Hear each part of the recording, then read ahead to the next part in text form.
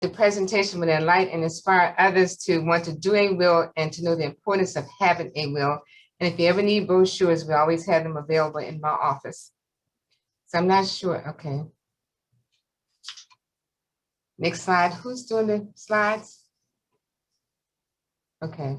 I have the slides. You just let me know when you want me to change it to the next one. I'll raise my hand. Okay. Okay. Okay. Okay, this is good. This one. Here we go. The entire page is good. So what is the Register of Wills Office? It's a public office established under the Constitution in the state of Maryland. There's a Register of Wills for each county and Baltimore City. Okay, you can, next page, next page. And there's an election that happens every 4 years. And yes, I am going for re-election, so thank you in advance for voting for me. Okay, what does the Register of Wills Office do? You hear the term probate. We handle the administration of estates. Prince George's County is a large county. We handle over 3,000 estates per year. Before COVID, we saw an average of over 35 families per day in my office. Now we are encouraging appointments, but we do take walk-ins. We also serve as the clerk to the Orphans Court. Next screen. Go back one.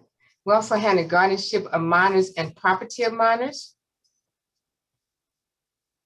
In my office, there's a vault where you can keep your will for safekeeping, which is only $5 unless you update your will, which is called the codicil. The importance of having a will. I cannot stress enough how important it is to organize your documents. I'm sure you have special places in your home when you keep your papers, under the mattress, top drawer. But if you live alone, does anyone know where your important papers are? If you pass away, they need to ransack your home trying to find those papers. So organize your documents, very important, and let someone know where those papers are. Designating a personal representative or executor. It does not have to be a family member, but someone that you know is going to carry out your wishes. You see on the screen talking to family members. You know, we're so secretive. We don't want the family to know anything, but guess what? When you pass away, it all comes out. So let someone know what your wishes are and where your important papers are. What is a will? A will is a written document that directs the disposition of a person's property after death. Your important things, specific things you want someone to have. For example, Senator Griffith has on that pretty necklace, I love jewelry. So, you know, I would say, you know, your special jewelry, you know, down south, they say my jewelries. So maybe something specific you want someone to have, or your ladies have your furs, or your gentlemen have your expensive tools, or you ride a lawnmower, that classic car in the garage. Who do you want to inherit those things? So specific things you want someone to have, not every little thing. Next screen. For your will to be valid, it must be in writing. You must sign and date your will in the presence of your witnesses. You must have 2 or more credible witnesses sign the will in your presence, and each witness must be at least 18 years of age. In Maryland, it doesn't have to be notarized to be legal, but it's always done. And I'm sure the attorney on the call will definitely tell you that she always notarizes. I know she does for a fact. Next screen, please. Who should have a will? Anyone who is at least 18 years of age and of sound mind. This is crucial because someone might come to my office, we take the will, they sign the paper saying they're not perjuring, then we find out weeks or months later that the person who passed away had Alzheimer's or dementia. That's why it's crucial to say the person must be of sound mind. And there are cases when that will is contested and medical records or a doctor or nurse is subpoenaed to come in to testify on behalf of the deceased. So the person must be of sound mind. Next screen, please. Who should prepare a will? We recommend that you consult an attorney or someone with a legal background to ensure that your property is distributed as you desire. Will also satisfy any other legal requirements affecting your estate, and it will help to minimize the chances of your will being challenged. It can be challenged even if someone with a legal background does it, but it helps to minimize the chances of it being challenged. What if you die intestate? That means without a will. The state law will determine how your assets are distributed. Choosing a guardian. This is very important. You know, we're so quick in our community to say, let me be the godparents, or this is my godchild. But you need to be careful. Make sure the person that you select as the guardian or the godparent has the right home environment. Will they have the emotional support? Will they have the time and energy? And will they be financially stable? And sometimes family member is not necessarily the best person to have as the guardian of your loved one. Next screen, please. What properties should be included in your will? Probate assets. Probate assets pass through your estate and include assets titled in your name alone with no named beneficiary. Non-probate assets are your jointly held properties, for example, life insurance policies and any other item with the beneficiary. When I get to this part, I like to stop and talk about life insurance policies. I grew up in a small town in Virginia. My dad passed away a few years ago at the age of 89. We had to liquidate his assets because the last 3 months of his life, he was in a nursing home. Those 4 policies that he had from the time I was a little girl did not total $5,000.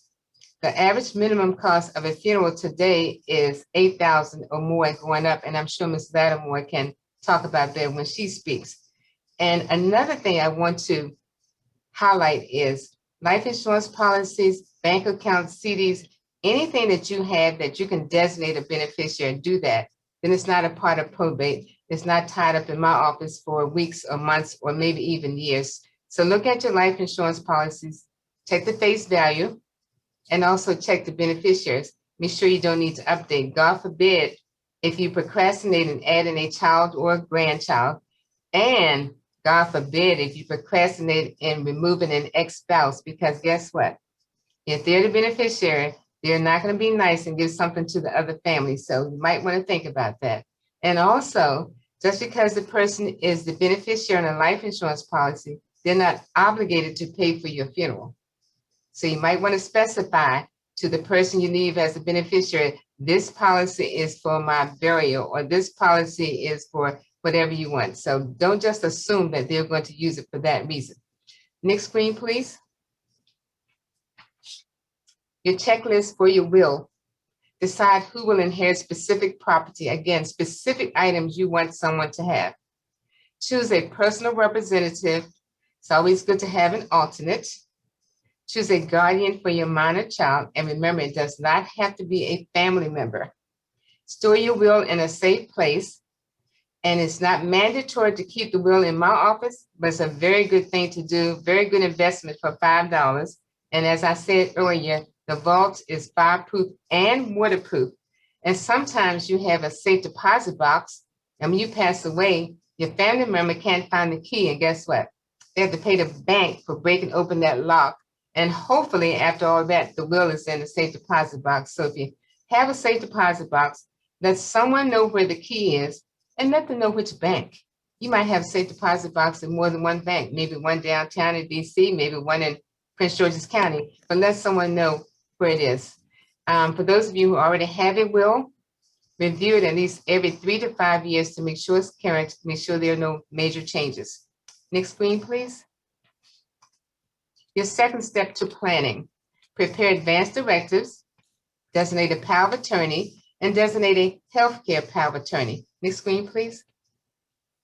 I'm sure all of you remember the Terry Schiavo case. Parents said one thing, spouse said something else. Had there been something in writing, that would have saved lots of time in the courtroom. Your healthcare power of attorney and your financial power of attorney doesn't have to be the same person. I always use my kids as an example. My daughter's a biology major. I have her as my healthcare power of attorney. My son, however, is the youngest and more responsible with the money, so I have him as my financial power of attorney. Doesn't mean they're not good kids. Everybody has their strengths and weaknesses, and I don't think they're on a call, so I'm okay tonight saying that. Next screen, please. Keep a list of important information. Name, address, and telephone number for your personal representative and your attorney if you have one. A list of assets, real estate, account numbers for your bank accounts, including CDs, life insurance policies, and it goes down the line. And this is very important because sometimes, you have property in other states, but does anyone know that? And then sometimes you may have already done your will, but did you tell anyone in the family? And then sometimes you may have already prepaid for your funeral. So you really need to let someone know important information. Next screen, please. So to recap, you're going to do your will, advance directives. Advance directive is very important. If you've been to the hospital recently, they'll ask you, do you have an advance directive? Same as a living will. What are your healthcare wishes? How long do you want to be kept on life support? How long do you want to be given pain medication? These things are so important. God forbid if you can't speak for yourself and you've never discussed this with anyone, and then everyone is standing over you when you can't speak, trying to decide what to do. And there's always one that will say, no, she didn't want this, or she didn't say this. So this is very important. Power of attorney. Power of attorney is good to have, but it stops when the person is deceased. So many times someone comes to my office and they say, well, I have power of attorney. That doesn't mean that you're going to automatically be the executor of the estate. You can be the same person, but it's not an automatic. Healthcare power of attorney. Again, let someone know what your healthcare wishes are. Organize your documents. I cannot stress enough how important it is to organize your documents. Let someone know where your important papers are. Next screen. Part 2. This is what happens when someone passes away and you come to my office to open an estate. Next screen. There are 3 types of estates: small estate, regular estate, modified administration. Next screen. When you come to my office, you need to bring the original will if you have one, the death certificate, names and addresses of spouse, children, if any, and anyone named in the will to inherit. Now, you've heard the story down south, everybody grew up in Big Mama's house, and you didn't know until you read the obituary someone you thought was your sister was really your cousin or vice versa. Trust me, when someone passes away, it all comes out. And we've had families to come from California, Georgia, North Carolina. When they think they're going to inherit $1 or this much land, they show up. And usually it's the one that doesn't call to wish you a happy birthday or wish you a Merry Christmas, but they show up. And that's why we have panic buttons in my office. So trust me, they do show up. Next screen, please. Small estate and regular estate. No matter what type of estate it is, we always need the funeral bill and documentation of all assets titled in the decedent's name alone, and proof of any secured liens as of date of death. And each estate is totally different. Someone might have passed away, had no bills at all, everything's paid off. And then it could be another situation where they had lots of bills and property all over the place and kids all over the place. Next screen, please. Maryland law requires that a bond, if necessary, be filed before being appointed as a personal representative. Once appointed as the personal representative, letters of administration are issued.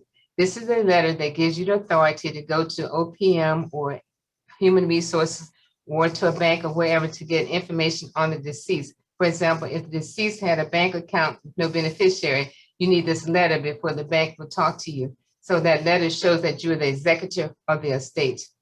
After the initial appointment, additional paperwork will be required, and we will give you a checklist of what needs to get back to us and the time frame.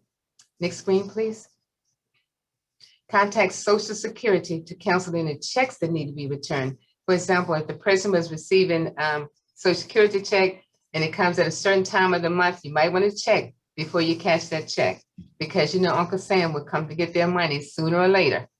Contact an accountant or financial advisor to make sure there are no tax issues. Next screen, please. What expenses may be incurred during administration of estates? You have estate fees, taxes, appraisal fees, mortgage payments, car notes, and it goes down the line. Again, each estate is totally different. Each estate might have everything clear, no bills, nothing. Okay, next screen. There may be federal and Maryland estate taxes. We always suggest you talk to a finance person or an accountant to make sure. Direct heirs are tax exempt. Other heirs that are tax exempt will be a spouse of a direct heir and a sibling. There's a 10% Maryland inheritance tax for collateral heirs. Collateral heirs are your nieces and nephews. Next screen. So you want to think about what you want to accomplish through your will, collect and organize your information, seek professional advice, and have your will drafted or reviewed by an attorney. Next screen. And this information will be shown on the screen later, I'm sure. But one thing I want to point out to you before I get to the questions after my presentation, two things that have been very, very bad since I've been in office, and that's significant others. And I always say, if you're a significant other, Maryland does not recognize common law. I cannot tell you, I've had a few ladies crying on my shoulder because they were the significant other.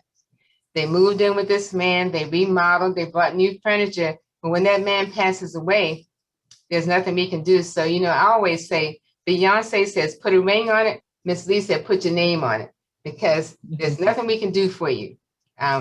There's absolutely nothing we can do for you. So make sure if you are a significant other, you might want to think twice about putting your name on something, because we do not recognize common law in Maryland, not yet anyway. So keep that in mind. And I won't go, my office is located in the main courthouse in Upper Marlboro, and the number's on the screen. The main number is 301-952-3250.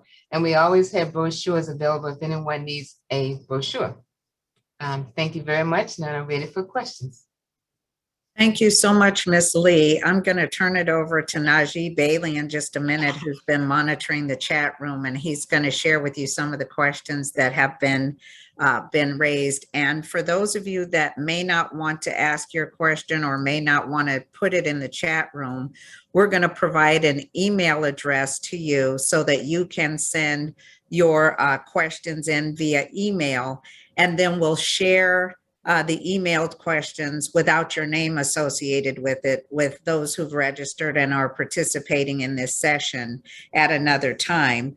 But we're going to turn it over after each of our presenters. We've saved time for about 10 minutes for Q&A. So just really thank Ms. Lee. She gave a lot of information in a short period of time. We're going to take the camera. You can take me off spotlight and let us see the Zoom room. And Najee, I'll turn it over to you, and you can kind of facilitate questions for Ms. Lee. All right, thank you so much. So Ms. Lee, the first question we have here is, what is the probate period in Prince George's County? That's a very good question. There's no time frame. Someone might come in today and the only asset they have that needs to be probated is a vehicle. That could be done today and you're done. But then there's some cases where it could go on for weeks or months or even years. So it depends on the person's assets, depends on if any family member contests what is being done or contesting the will. So there's really no time frame.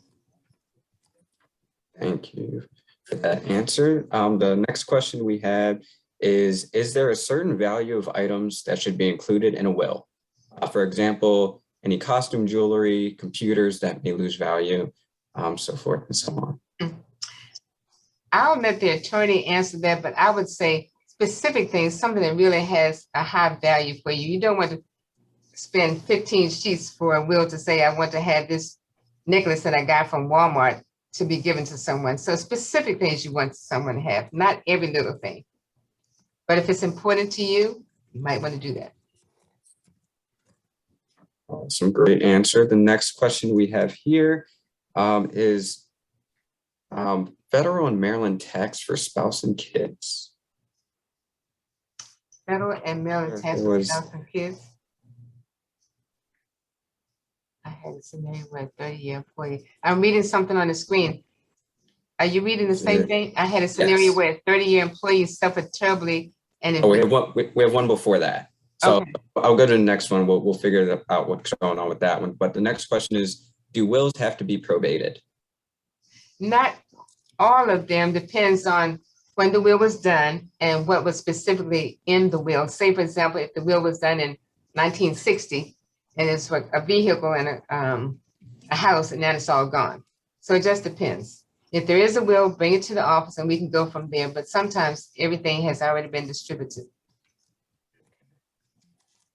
And the next question we have here is and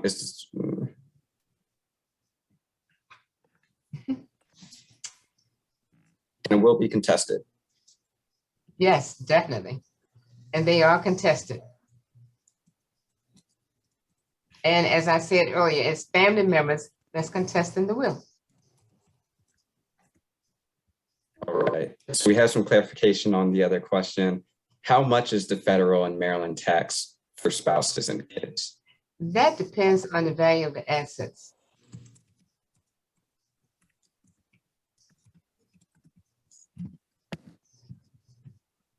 And I believe those are the questions that we have at this time. Okay. The question about will the slides be available? Yes. Yes, Perfect. you can email the presentation.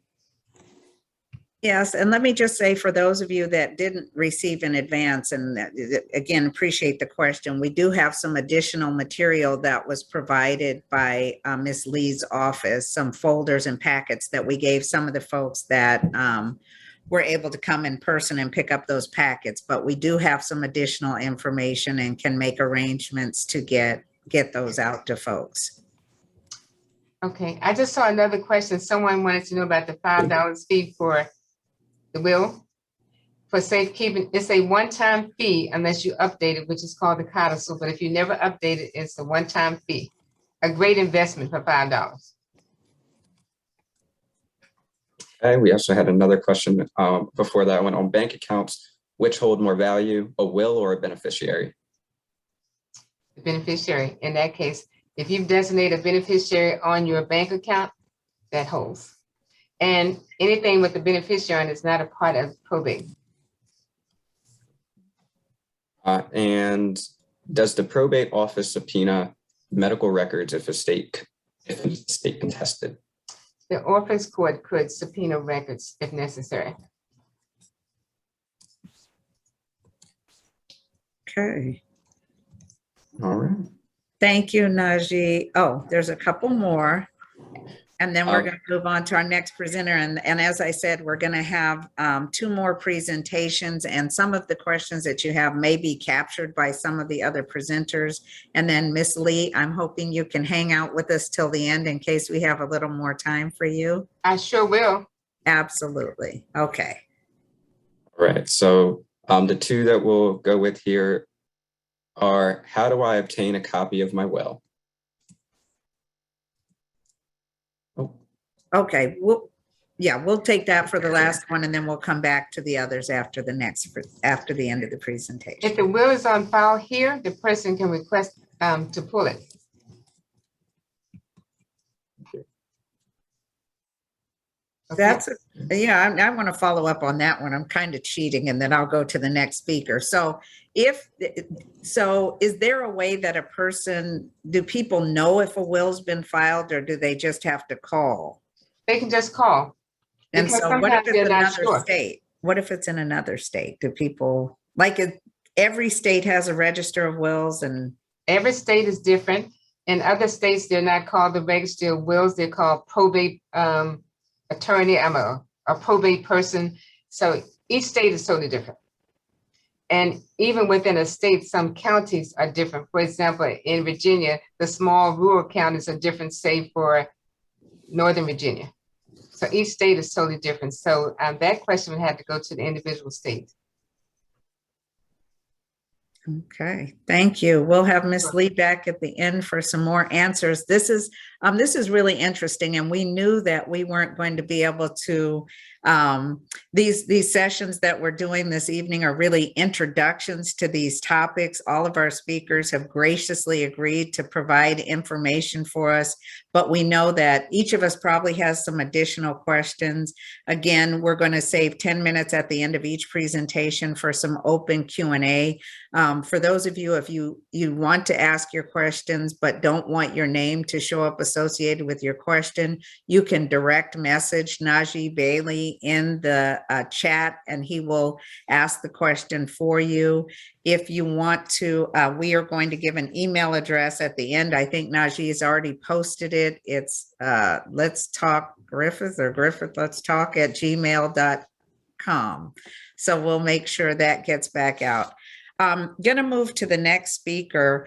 We absolutely appreciate all of our presenters tonight, but we have to give a little extra shout out to Patricia Latimore, who stepped in for us when our previous funeral director had a family emergency and wasn't able to participate in the Zoom. And he's okay. We've heard from him. Everything's okay. But he wasn't able to participate in the event this evening.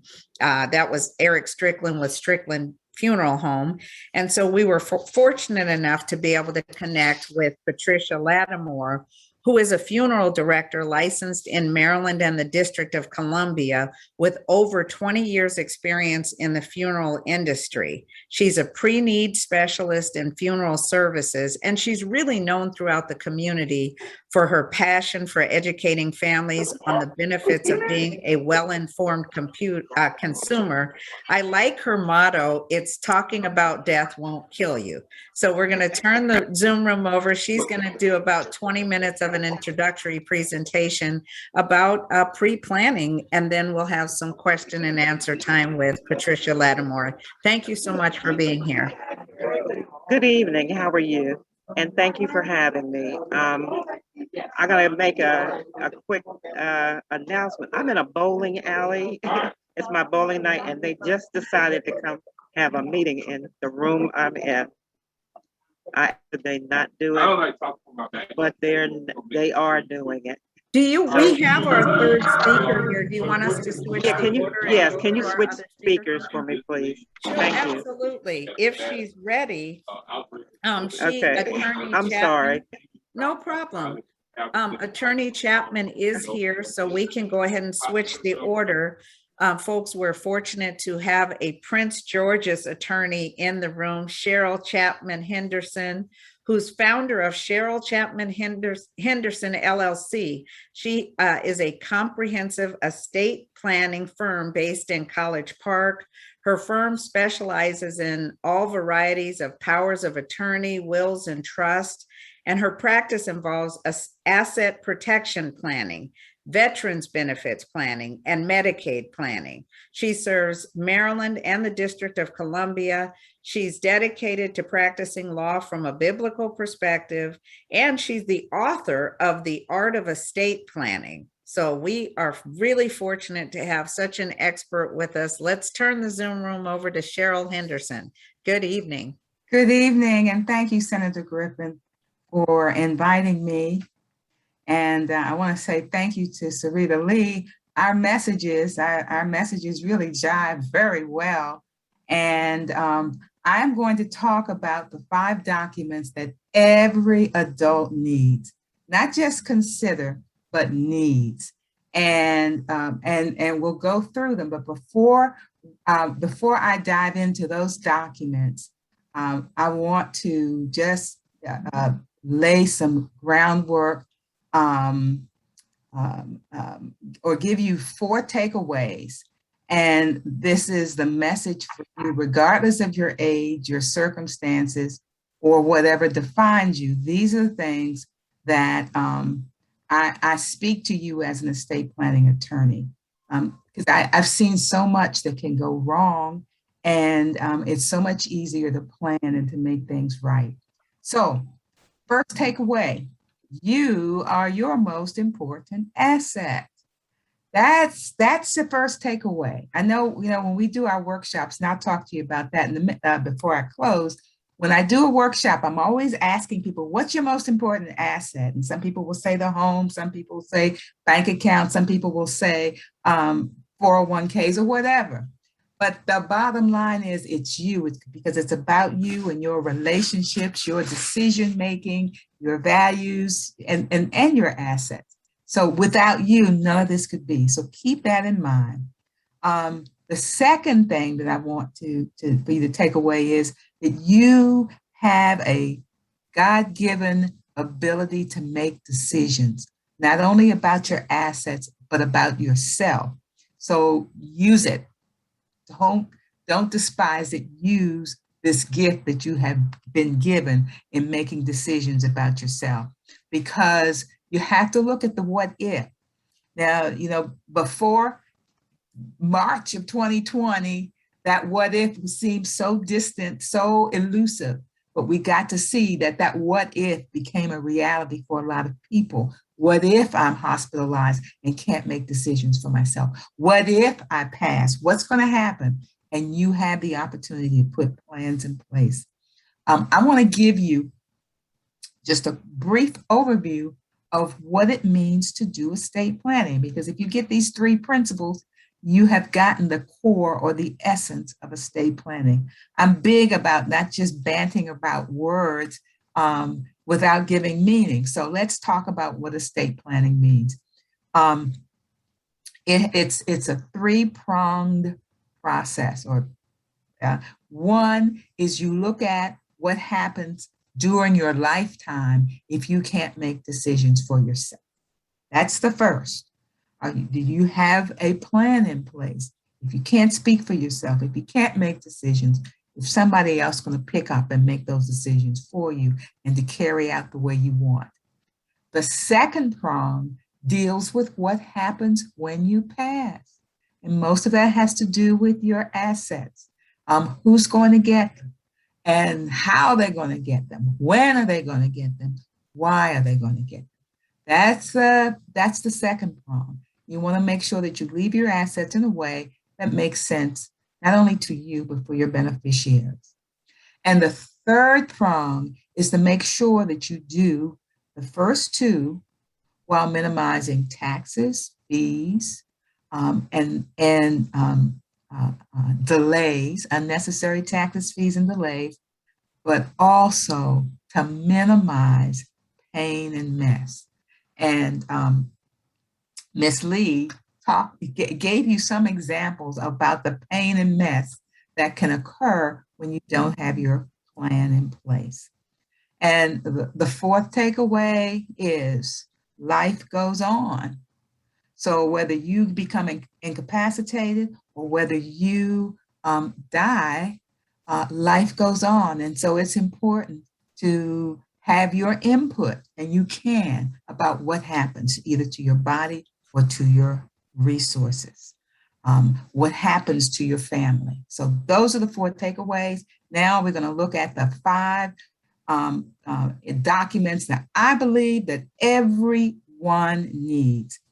First, it's the power of attorney. That's the power of attorney most of us think about when you talk about, does someone have, thank you so much, you did a good job of, because I didn't say when to move from slide to slide. Your power of attorney is pivotal and it's pivotal for what happens if you become incapacitated.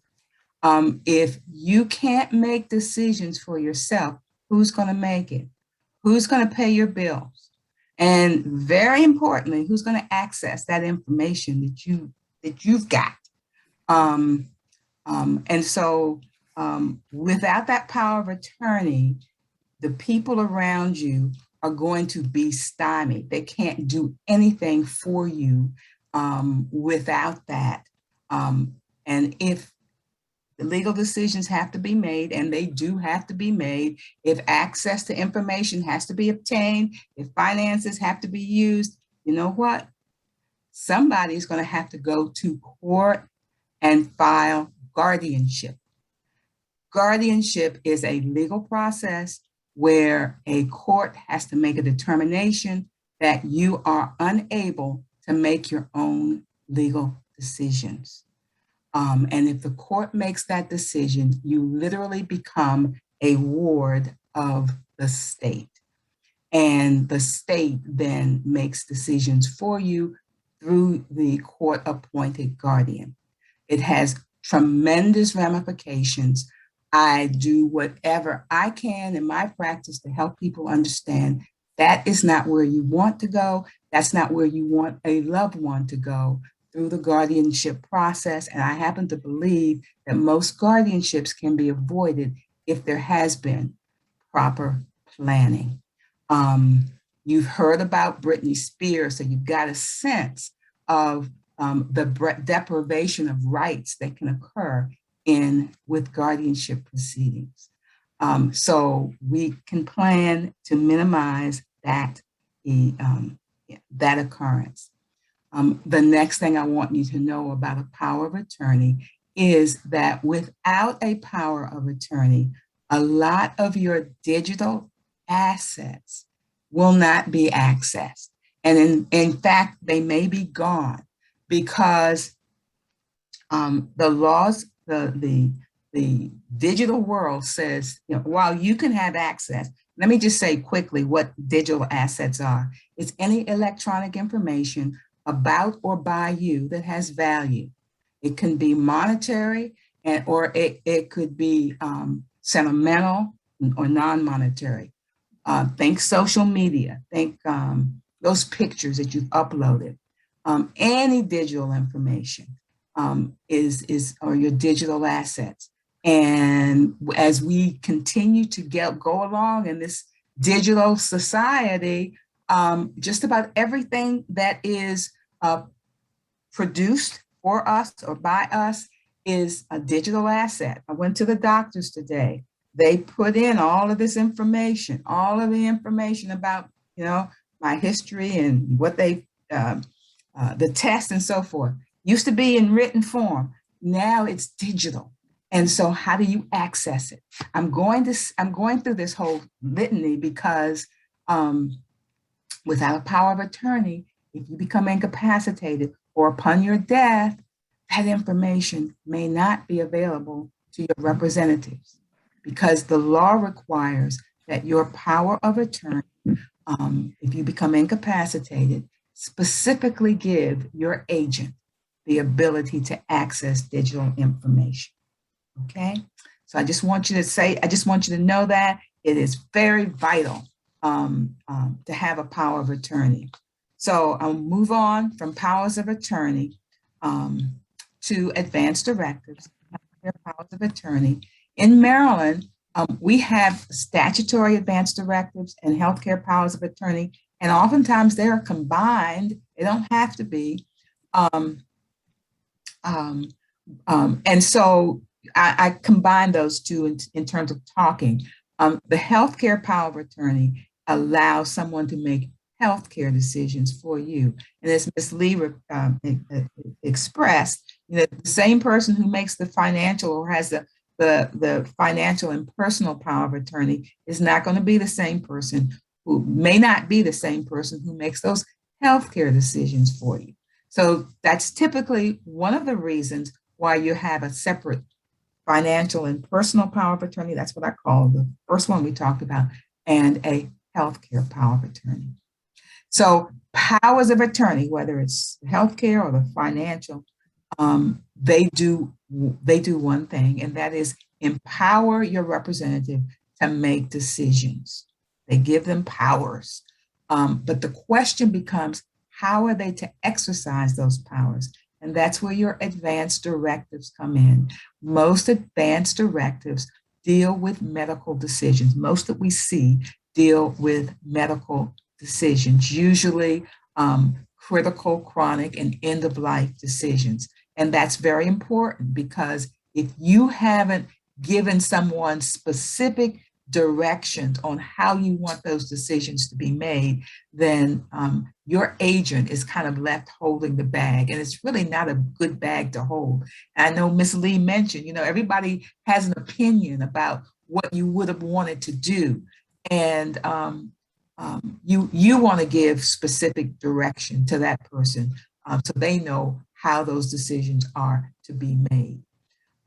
So your advance directive healthcare power of attorney, that's the second important tool that every adult needs to have in place. Okay, next. All right. Okay, so the third tool are your HIPAA authorizations. Those are the authorizations that every time you have a new medical appointment, you've got to sign something with your healthcare provider authorizing them to release information, whether it's information to to other healthcare providers, to the insurance company. They have to get that written authorization from you, because if your medical information is the information that the law requires can only be released if you have given your written consent. So you hear a lot about HIPAA. Now, when you go to your doctor and give them that HIPAA, you sign that HIPAA authorization, you're actually enabling them to disseminate information. But what about information to your loved ones? What if you have, let's say, 3 children? One child is your agent for healthcare power of attorney. One child may be agent for financial and personal decisions. And then you have that other child who is the one who lives across the country, or the one that's there at home taking care of you. All of them, you would want to be able to access medical information. And so without the HIPAA authorization, only one, if you've got a healthcare power of attorney that's properly prepared, only one person has that ability, but you often want to give other loved ones that access. It may be siblings, and it can be as simple as, can they call the hospital if you're in a hospital and find out how you're doing? And nowadays, without that, you may not even be able to call the hospital without having some code. So you want to make sure that you have a HIPAA authorization authorizing the important people in your life to have access to information. One thing about HIPAA that most people don't know is that that's one of the tools. And by the way, I didn't talk about this, but the first 2 tools, the healthcare and the personal and financial power of attorney and the healthcare power of attorney, as Ms. Lee said, those, when you go, those go. There's no power there. With the HIPAA is the one tool that survives your death if it is used properly. Because I saw one of the questions, how can you get medical information if someone has died? And the HIPAA allows your representative to get that information, that those medical records, even after you're gone, up until 2 years, actually, depending on how your HIPAA is drafted. So that's a good takeaway too, because otherwise your agent, your representative after you're gone, can only get those records if you, if he or she opens a probate case and gets appointed as personal representative. Okay, so those are the first 3 tools. The 4th tool is the will. The will. And Ms. Lee gave you information about what a will does.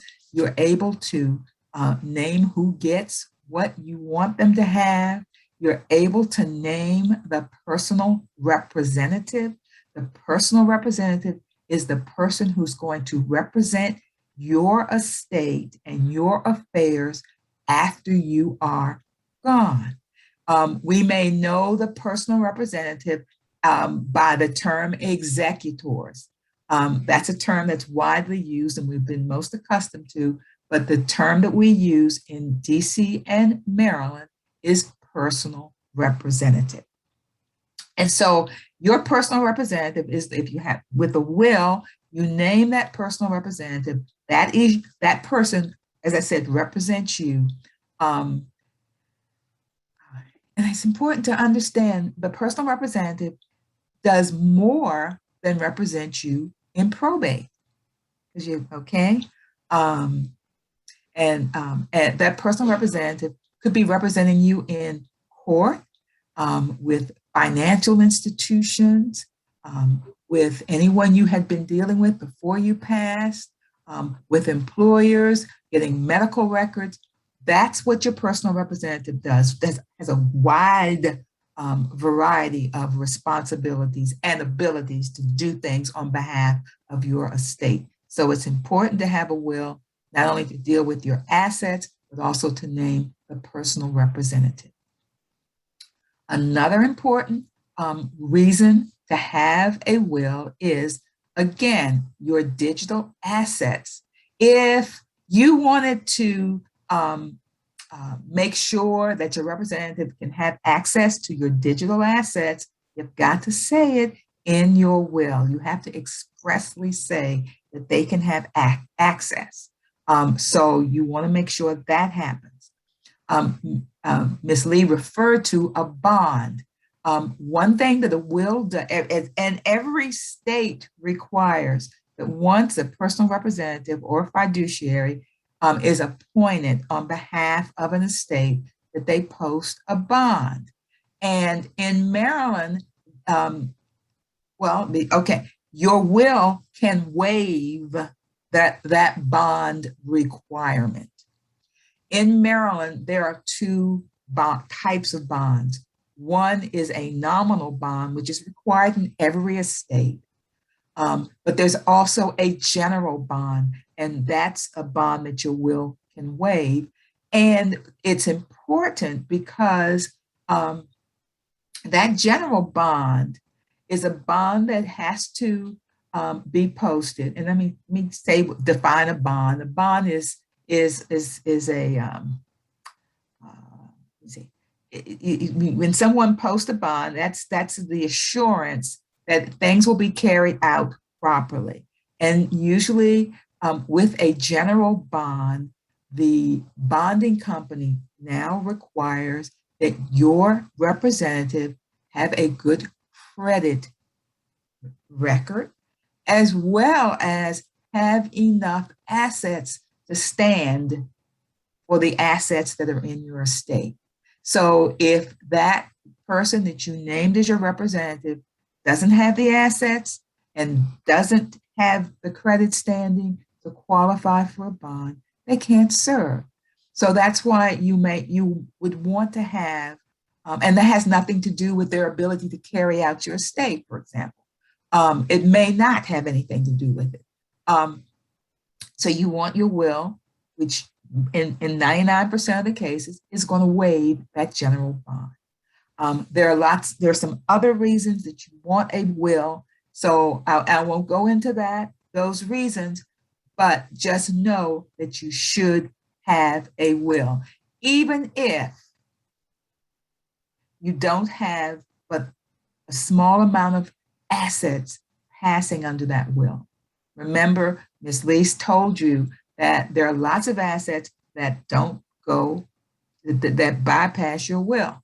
Any property that's jointly owned, beneficiary designated assets like life insurance, like your 401k, like your assets that your financial assets. Most banks allow you to designate a beneficiary, and they get those assets without having to go through probate.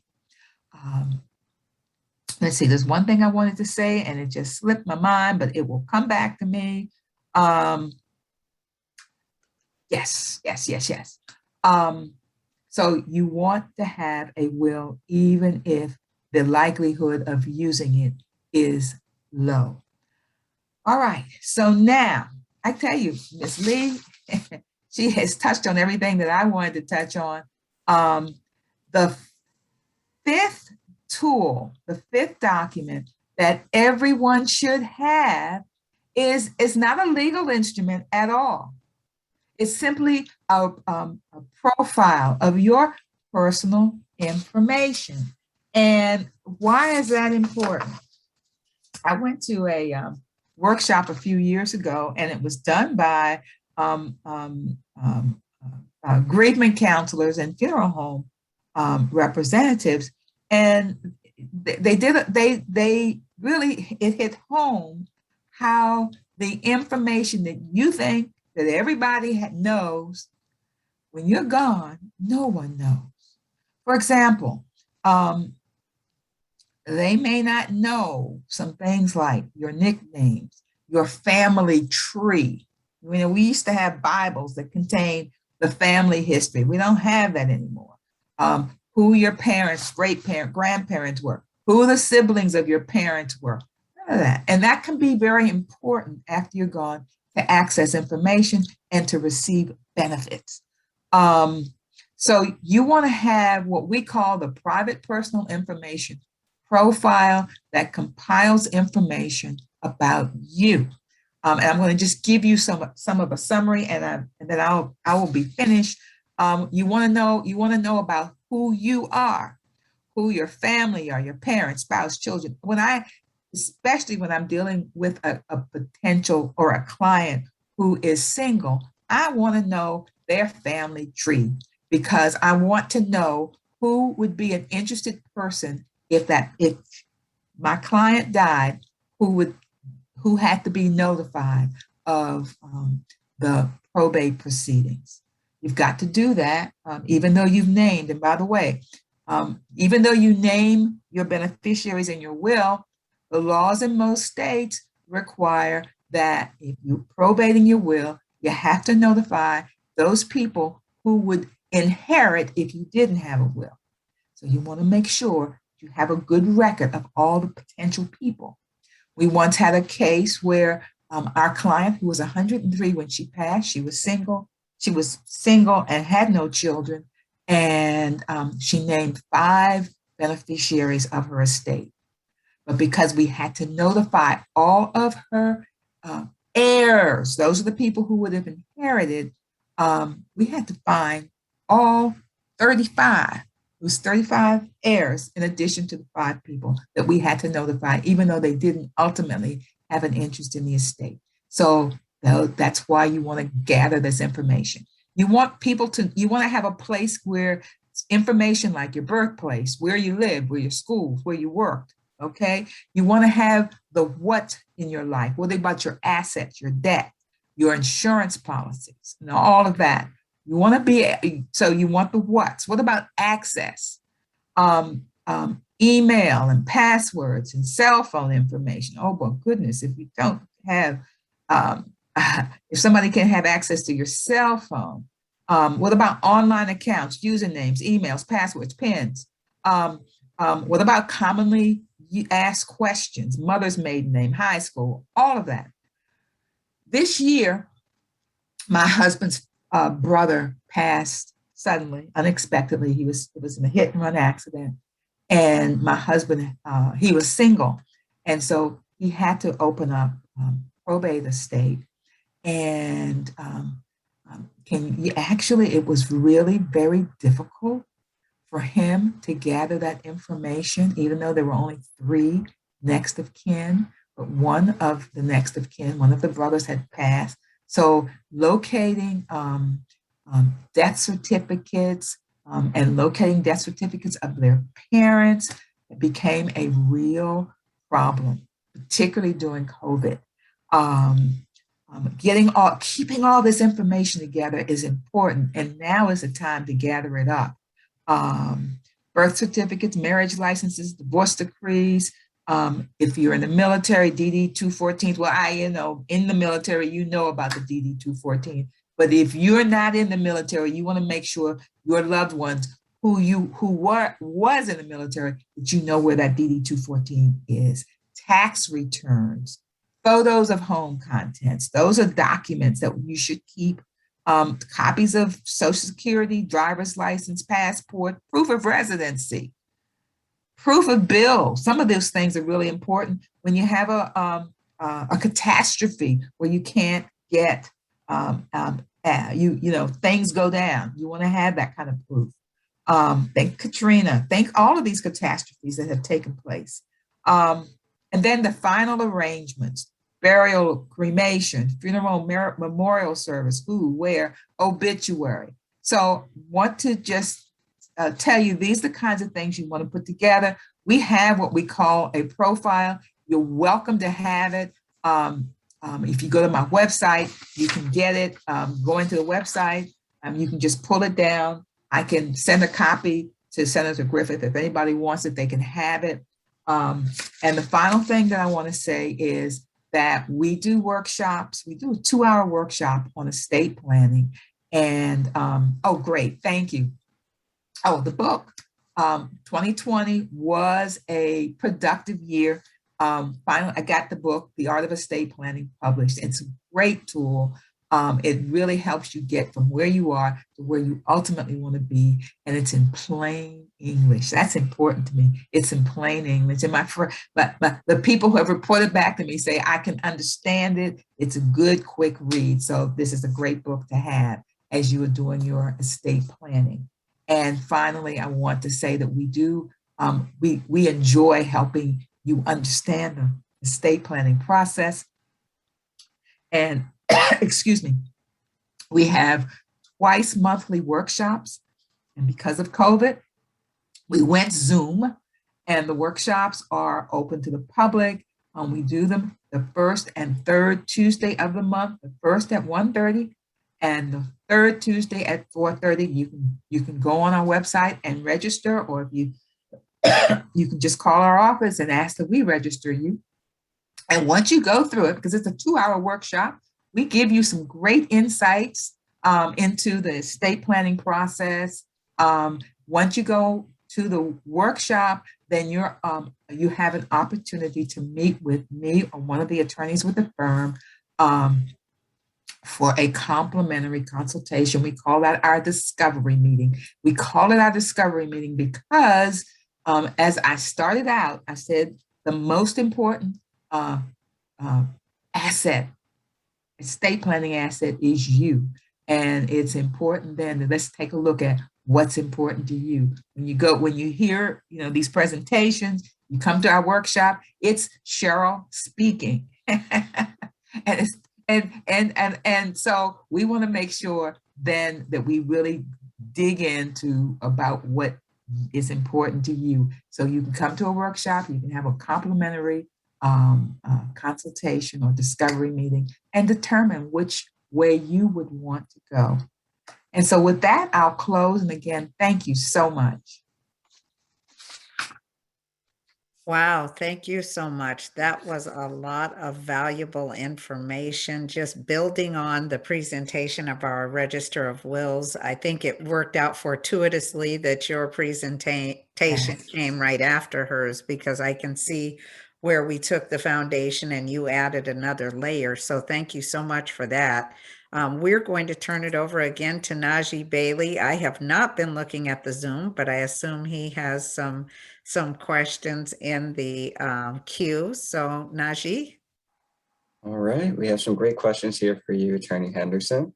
The first is, what is a durable POA? Durable, POA, power of attorney. I'll give you a little quick history lesson. There was a time when, unless you said durable, your power of attorney didn't work once you became incapacitated, which doesn't really make sense. But there was a law that said if you're incapacitated, you don't have authority to turn over. I mean, when you're let me just say this: it doesn't have a durable. No longer in most states have a meaning. If you do a power of attorney, it's going to be effective even after you become incapacitated. I hope I answered your question. Yes. Okay. The next question is, should we keep a record of usernames, passwords for with power of attorney? Oh, yeah. This is what I wanted to say to you. This is what I want to say. All of that information about your passwords, PINs, account information, you should keep it in a place that is protected. but you know, but this is what you need to know. The law is that anyone who accesses your information using that is guilty of a crime unless you have specifically authorized them to do so. So if you don't have it in your power of attorney, or if you don't have it in your will, then they're committing, you're setting them up for committing a crime.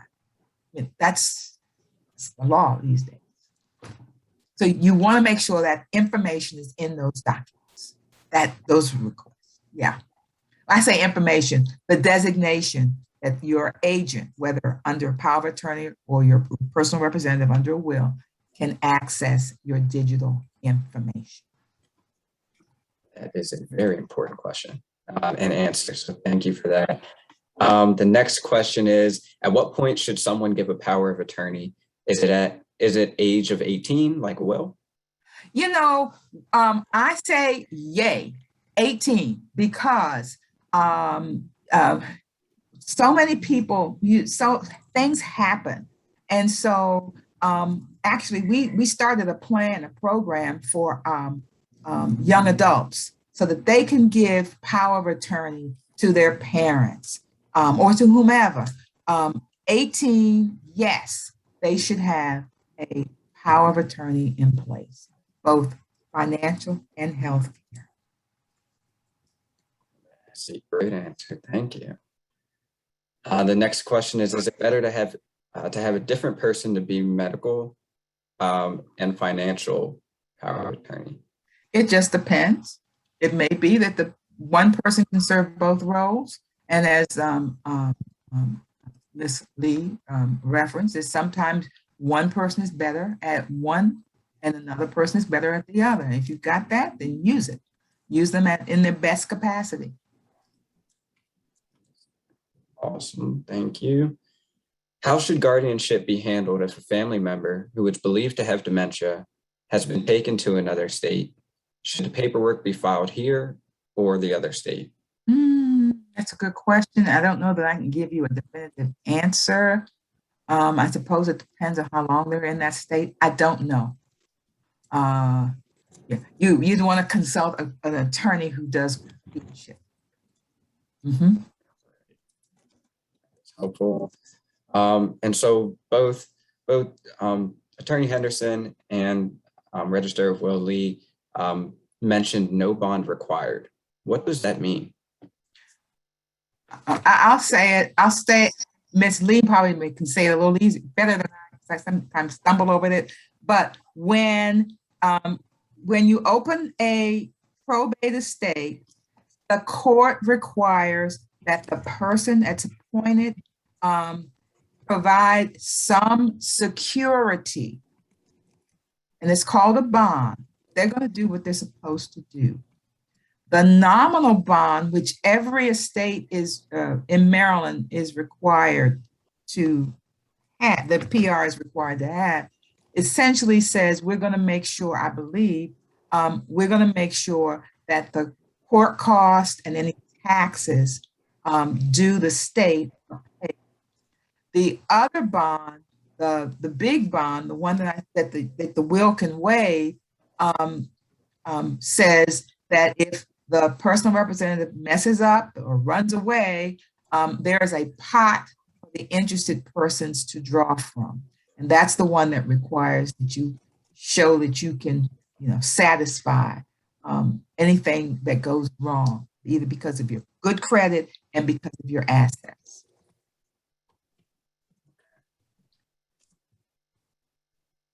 And the next question is, how much is a general bond?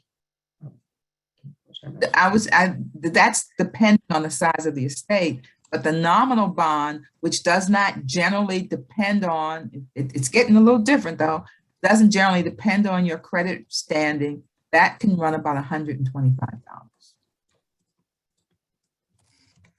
All right. And if you're assigning rights via power of attorney, HIPAA, or et cetera, do those persons have to be present when you create these documents? No. Okay. If I have an updated revocable trust, do I need a will? Oh, yes, absolutely. As I said, everybody needs a will, even if you have a trust, and even if all of your assets are funded in the trust and don't have to go through a will, you still need don't have to go through probate, you still need a will. And let me tell you what we see a whole lot. You may think that everything is already, the beneficiaries are designated or the assets are in a trust. You may think it will never, I don't need it, but invariably, when you pass, there's going to be a refund check that comes in, and you got to probate it to get that to cash or negotiate that refund check. So yes, everybody needs a will. Okay, Najee, we'll take like one or two quick questions and then we'll go to our next presenter. And then again, we will ask Attorney Henderson to hang out with our Register of Wills, Cereta Lee, at the end in case there are additional questions that we have time for at the end. So the last two we have right here for this time is a trust registered or recorded with the county? Is there a fee to record? Trusts are not registered, county, no. Oh, and I wanted to say this. Somebody asked about registering of wills, and I just wanted to say, because I practice in DC and in Maryland, DC does not allow you to register wills like Maryland does before you die, only after you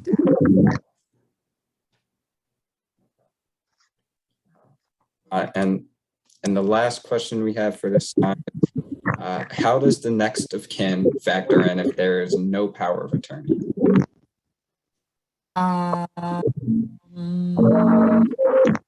May not really. There's when if there's a guardianship, if there's no power of attorney, and somebody has to act. Remember, we're looking at guardianship, and so when the court is then determining who should serve, there is a list and a priority list. So spouses, children, so forth. Those are the top ones that are on that list of who the court may, not will, but may appoint. Right. Okay, thank you, Najee. And I know you'll keep watching the chat room for additional questions that we'll plan to get to at the end. I introduced her earlier. I see that she is back. Ms. Latimore, we have had some fantastic information from our Register of Wills, Cereta Lee, and from attorney Cheryl Henderson. We are now looking forward to hearing a bit from you about pre-planning and funerals. So we'll turn the Zoom room over to you.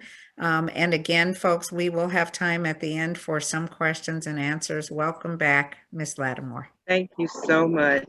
And please let me apologize. This was supposed to work out where I could get started before the bowling started, and they decided to have a meeting and walked in the room.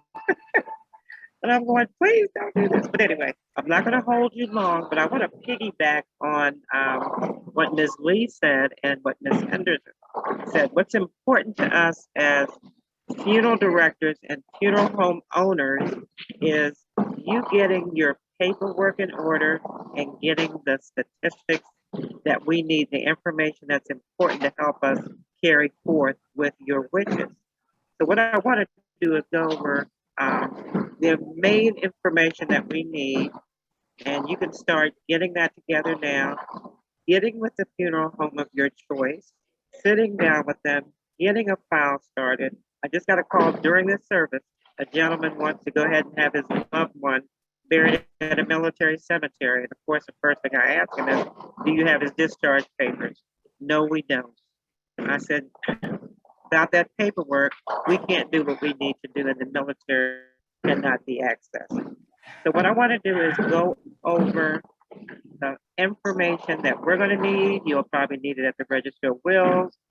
You definitely probably need it with your attorney, but number one is a person's legal name. You would be surprised how many people don't know their loved one's name. First name, middle name, last name. You may have used a different name all your life, and it's not the name that's on your birth certificate. So we need that more than it's your name, okay?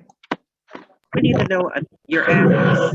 Where do you live? If you're making arrangements for someone other than yourself, and you're going to pre-arrange their address, and a lot of that will affect if you're going to open a state, where is the state going to be open? What county, what state? So you need to know where the person you're making arrangements for and yourself, record that. We need to know their true marital status. Single is not a divorced person. A divorced person is a divorced person. A single person is someone who has never been married. Are they married?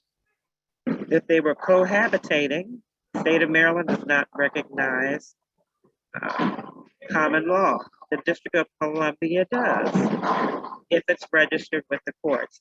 So that's important. It also affects your benefits, and it also affects who can make the funeral arrangements. Okay? Are you a citizen of the United States? Where were you born? What city and state were you born? Not just the county, but the city and state. And your birth date. If you can find the birth certificate, find that. You're doing all this ahead of time. That's why we emphasize getting this information before the death occurs. We need your parents' names, the father's name, and the mother's maiden name, her first name and her maiden name. Okay? Your occupation when you worked. You'd be surprised how many people do not know what their parents did. All I know is they worked in the government for 30 years. Well, what did they do? They retired. Well, retired is not an occupation. So what did your mother do when she worked at the Labor Department for 30 years? You know, talk to your loved ones now. Tell people what it is you did. You know, did you work in the government? Did you work in private industry? We also need your social security number. And I know with, identity theft and a lot of the digital thievery going on, people don't want to share that information. But the last person who needs it is the funeral home. We are the ones who will contact Social Security by electronic means that you have passed. That information goes on the death certificate. It is electronically sent to the Social Security Administration. And you would not believe how quickly they can access your account to stop that check. Sometimes they're slow, but 9 times out of 10, they're very quick about doing it. So we need the Social Security number. If there's a surviving spouse, we're going to need their information, their name, their maiden name. United Churches, last call for your mystery I'm game, sorry, your making an second announcement. game handicap, 0 behind 19 to 20, last call. Okay. If they're a veteran, we need their discharge papers. We need the branch of service. And if you don't have it now is an opportunity before someone passes to go ahead and apply for the information. You can go online, go to the website that says apply for military records, and you can do that ahead of time. Don't wait till the time of death to do that, and it's hard to access that information. Okay, so we'll need the branch of service. We'll need to know when they serve, because the funeral home will then apply for the flag, the military honors, and if you're entitled to a burial, if you were honorably discharged, we'll go ahead and start the process of doing that with the cemetery. In the state of Maryland, with the Maryland Veteran Cemeteries, you can pre-apply and pre-qualify for burial at a Maryland Veteran Cemetery. So get your paperwork together and you can go ahead and do that. And of course, the next of kin, we're going to need their information, their name, their address, phone number, and your loved ones' education level. All that, again, goes on the death certificate. So those are the major pieces of information that we need to have that you can be gathering now. Ms. Henderson mentioned her personal information packet where you can put that information. All funeral homes also have, booklets and a guide that you can gather that information together. Okay. The next piece of information that's important for us to reach out to you and tell you about, and Ms. Lee touched on that, is your insurance, your beneficiaries. Beneficiaries are not legally obligated to pay for the funeral. When you name someone a beneficiary, you are leaving them cash money. Understand that, cash money.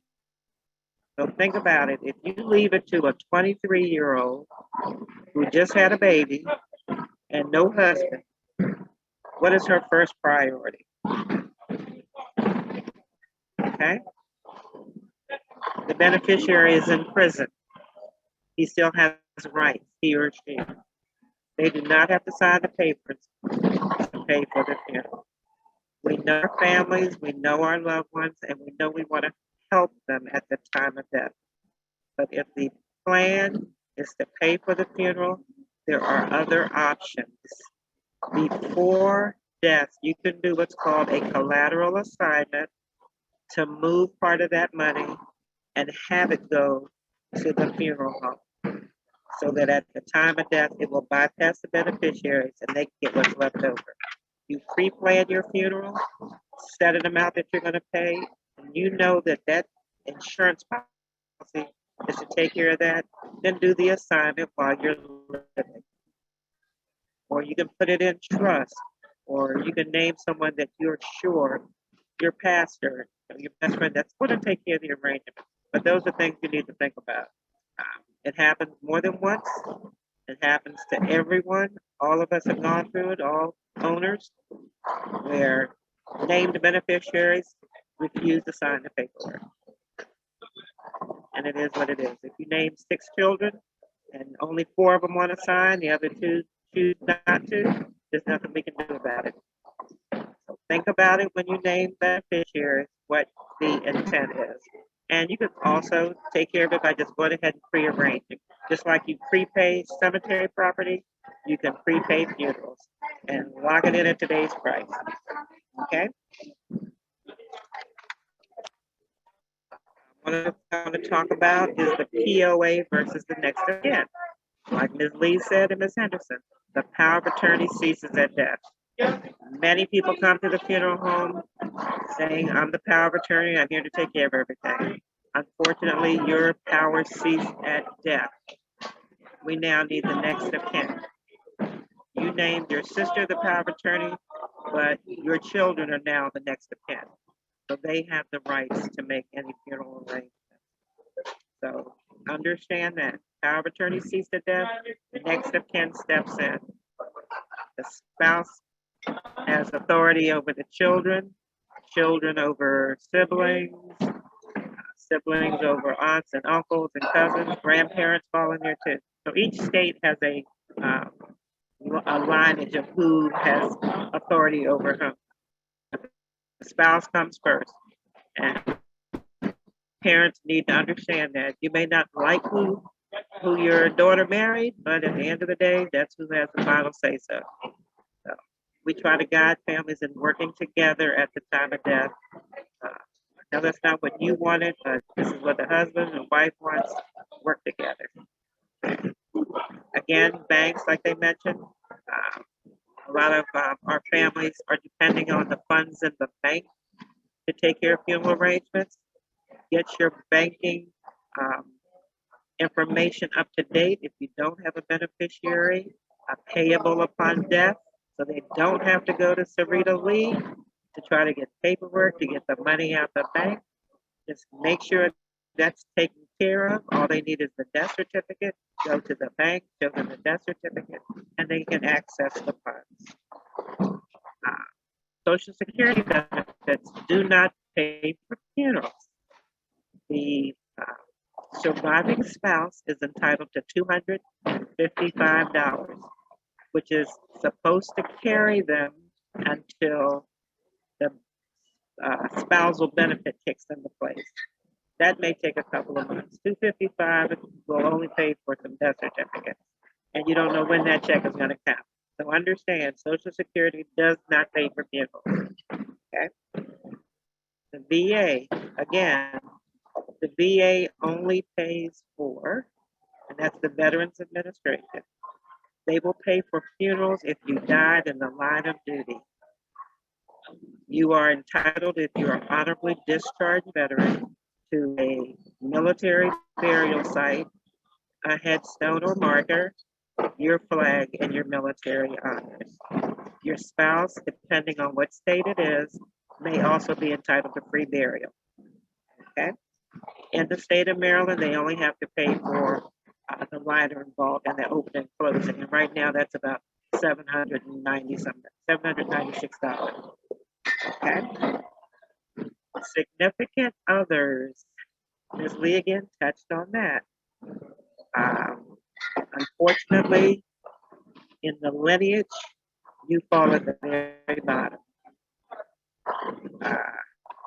Families will sit at the table and tell us, let her have whatever she wants, her have whatever they want.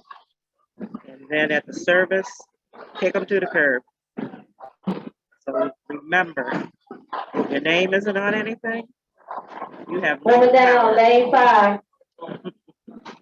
I'm sorry. We try to work with you. We try to work with the families. We try to pull everybody together, you know, and we know how important it is. You've spent time with that person, but again, legally, you have no standing with us. Okay. The family invites you to the arrangements, that's fine, but we cannot supersede the true next of kin. Okay. And of course, probate. In all states, when you go to probate, you're going to need a death certificate and a paid funeral bill. So once the bill is finalized, you get a death certificate, then you go to the courts. You may want to get started, but at the end of the day, they're going to need the death certificate, paid funeral bill. The funeral home will become the first creditor if the bill is not paid. So understand that when you know, a lot of people will go down there first before coming and talking to us, letting us know. Then they get to probate court and say to us, well, you didn't give me this, that, and the other. If you let me know, I'll tell you. Don't go down there until you have everything you need. Okay. And right now with COVID, I keep reiterating to our families, if your deaths were a result of COVID, please keep your records intact. Get your death certificate, all your receipts, because FEMA is still reimbursing families for any death that's been COVID related. So anything from January 20th of 2020 through now, and they're still paying. If you weren't informed, they are reimbursing families for COVID deaths up to $9,000. So that includes the funeral home and the cemetery. Okay. I didn't want to hold you too long. I know this has been awkward with the background noise of me being here, but I just wanted to get that out to you. And it always helps. Find a funeral home. If you don't know anybody, give me a call, but sit down with your funeral home, talk to them, get a price list, talk to your friends, talk to your family. You know, who did you use? Who do you recommend? And start putting these things in order. It may not be what we want to talk about. I don't want to talk about I'm a funeral director, but it helps to know and to sit with your family, let them know your wishes so they're not guessing later. Don't have them come to us sitting at the table, crying and snotting and overspending, not knowing what it is that you wanted. We're here to help you. We're here to try to make this, you know, an unpleasant situation and the hardest thing you have to go through an easier process and not have you spend a lot of money. Thank you for your time. And if you have any questions, I'm here for you. Thank you so much, Ms. Latimore. And I've got to say to you, we certainly, first of all, I love to bowl. So I'm appreciating the fact that people are there enjoying a recreational activity on this rainy day. But we certainly appreciate, and I hope all of those who are here for this session understand that you actually got the request to participate today when our previous speaker had an issue and wasn't able to be on. So we thank you on hours' notice for coming to provide this introductory information for us. And I want to thank our registrar. I usually do a little better than this. But no, the information you provided was fine. It was valuable. I saw few people nodding that have their cameras on. And I did notice that people stayed on this Zoom, and I appreciate it. Or do you need to take it off? I see that we've been joined by the phenomenal mayor of the city of District Heights who turned his camera on to nod thank you. So good to see you, Mayor Matlock. I'm going to turn it over again to Najee, who's been watching the chat room and probably has some questions for you. And let me ask our Register of Wills, Miss Lee, if you want to come back on as well. There may be some additional questions for you. So we'll let you two kind of handle the Q&A. Najee? Great. All right. Thank you so much, Ms. Latimer. This was a really good information. I have some great questions for you. The first being, what resources are available for people who cannot afford to bury a loved one? If you were receiving social service assistance in your state, check with your social service offices. A lot of them have vouchers available for assistance for funerals and cremations. In each state, the amount is different from what they can provide. Check with your church, your fraternal organizations, my bowling league. Something happens to me, I'm sure they're gonna give my daughter, a couple of bucks. And again, prearrange. Start putting things in place ahead of time. $5 a month is better than nothing. All right, that is a great answer. The next question being, are there people, organizations who can help families gather the necessary information if they didn't have access to the information you mentioned? Sure, contact funeral home. We have access to just about any and everybody. Veterans, we can help you fill out the paperwork to get your DD 214 ahead of time. Go online, apply for birth certificates. If you don't know your loved one's information, you can go online, vital check, and every state allows you to get birth certificates if you're authorized by that state. And all you do is just Google it, death certificates, birth certificates, and it'll tell you what you need for that state. Insurance, a lot of people ask us, is there a access or to find out if somebody has insurance? And unfortunately, they have a site that's called Insurance Finder. I tried it. Insurance companies voluntarily joined it, but a lot of them didn't. So I tell people, if you think someone has life insurance, check their bank statement, see if something is coming out on a regular basis. Ask them, are you sending a check to somewhere, Globe Life or one of these companies that they see on TV to pay for insurance? But other than that, we really can't help you.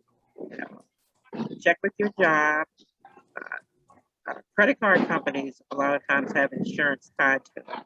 If you have a credit card, a lot of people don't know that you have sometimes $10,000 attached to your credit card in life insurance. Homes can help you find a lot of information. That was a wealth of information. It leads us to the next question. What is the average cost needed for a funeral? I'm going to break this up into the Black community and the white community.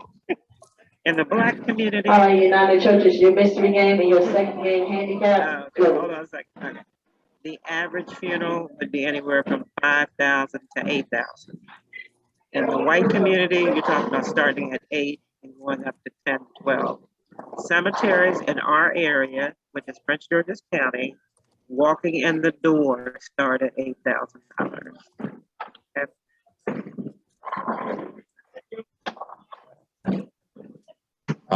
Is whoever signs paperwork at a funeral legally responsible?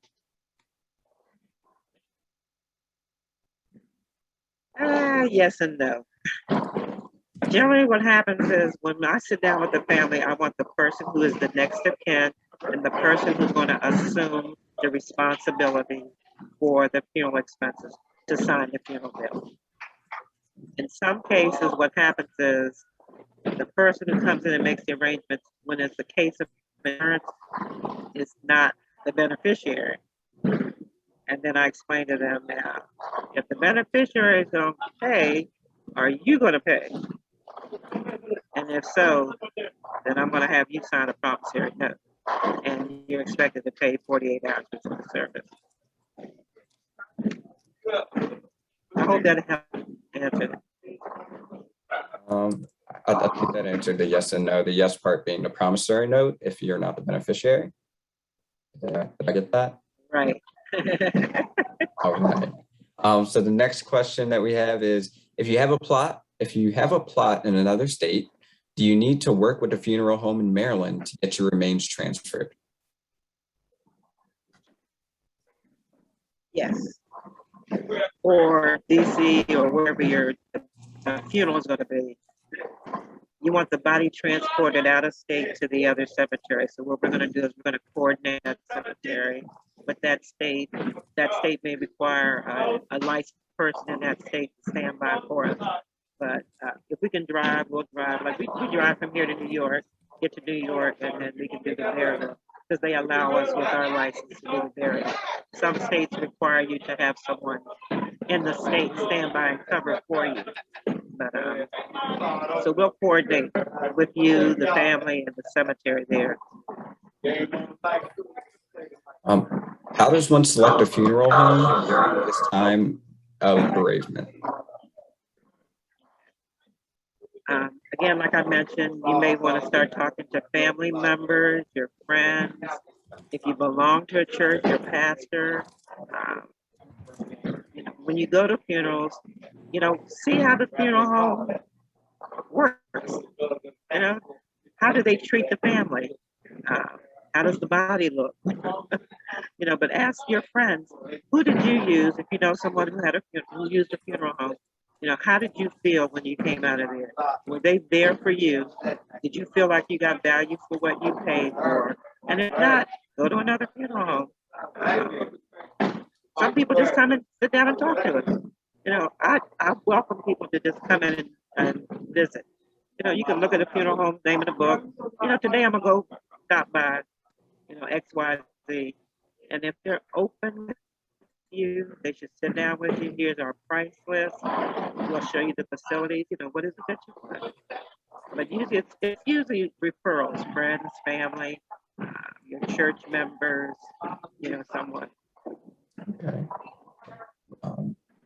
Most funeral homes are operated by families. Corporations are getting involved. How does one select? Oh, well. Would you say that that's any different from a friend, family recommendation referral? It is. I've worked in both. Yeah, I've worked in both, and of course you have to understand a corporate-owned funeral home is owned by a corporation, and they have to answer the stockholders.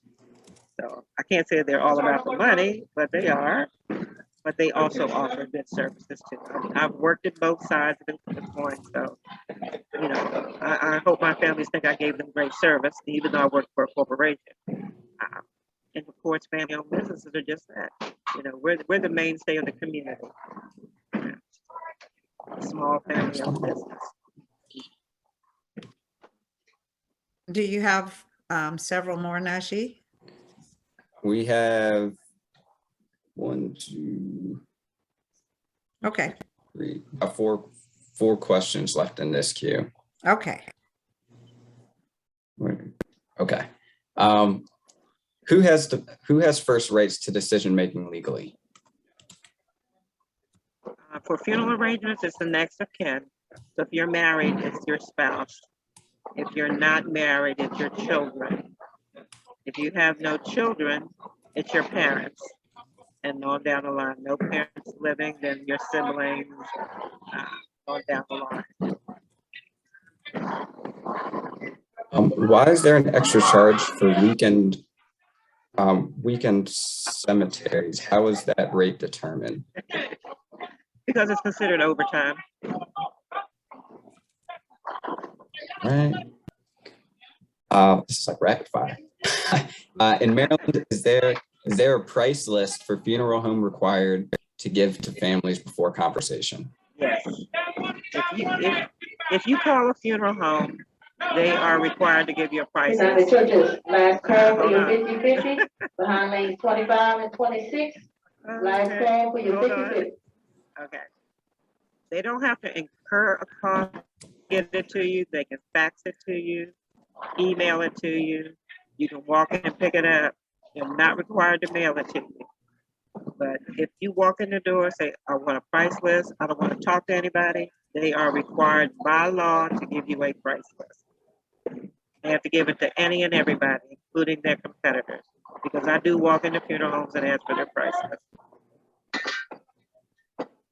All right. And the last question we have here is, does that person have rights to ashes if the body is cremated?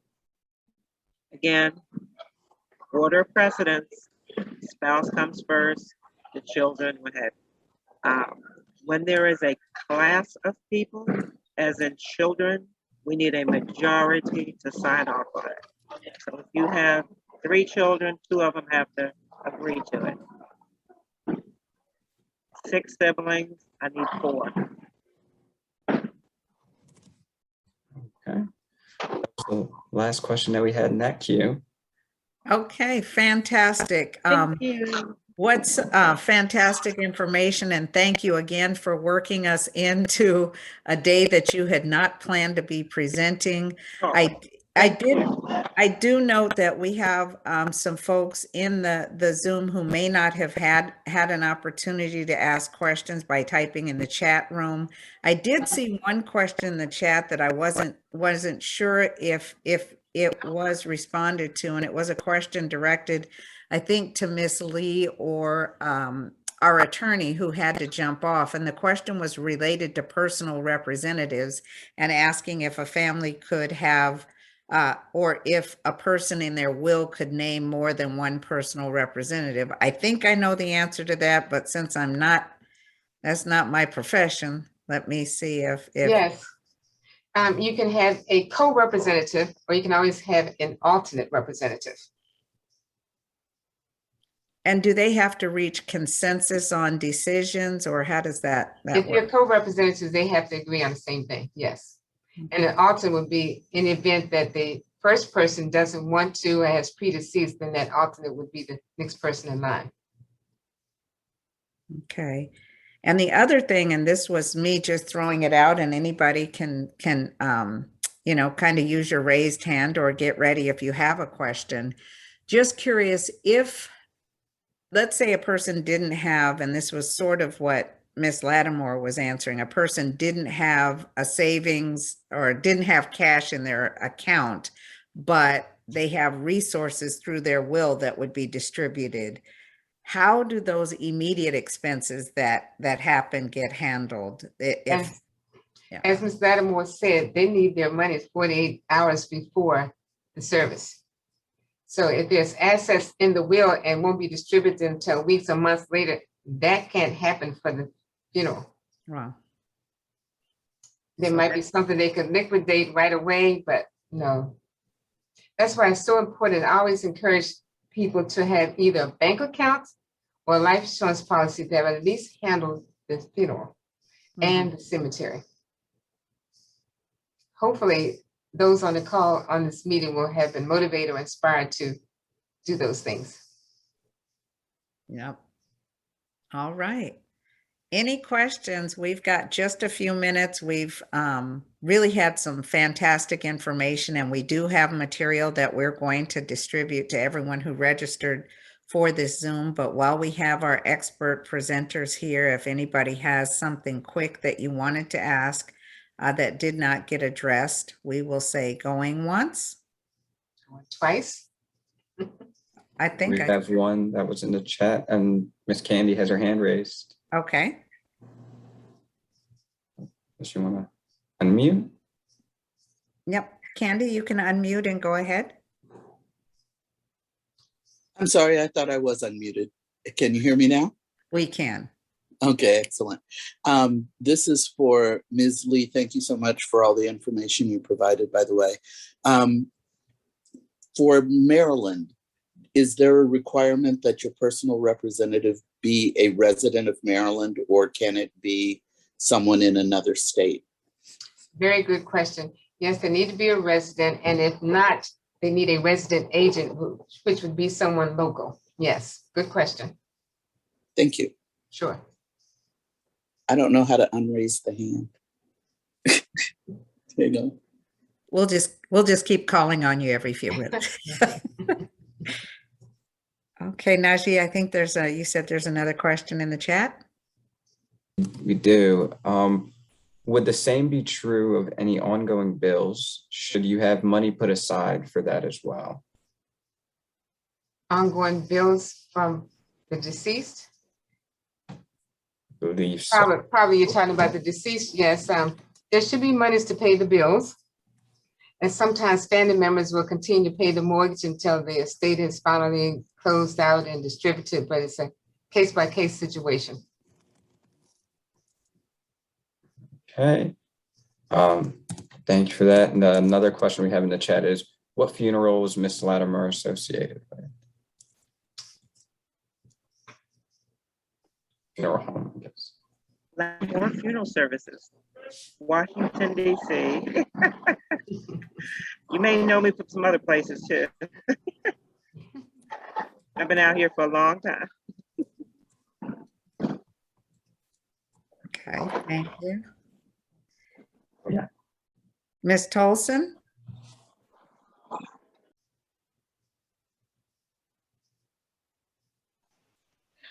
Yes, this is Cynthia Tolson. I just wanted to thank everybody. I have made so many notes. Finding scrap pieces of paper to write on that because I'm taking so many notes. So it is definitely a wealth of knowledge. And Miss Lee, I have my will there for safekeeping. So my question is, when you set up the probate estate, I wanted to make sure I understood it correctly. So any bills that are outstanding would have to be paid, whether they're utility bills, credit cards, loans, whatever bills, car notes, all of those things have to be paid out of the estate before the money is relinquished to the beneficiaries or the children, whoever. Yes. The heirs. Okay. And sometimes there's not enough money, so things have to be liquidated or it's solvent. So yes, each estate is totally different. And thank you for keeping your will here for safekeeping. Yes, ma'am. Thank you.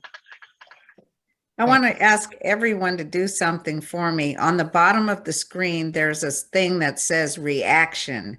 Can you all do a reaction like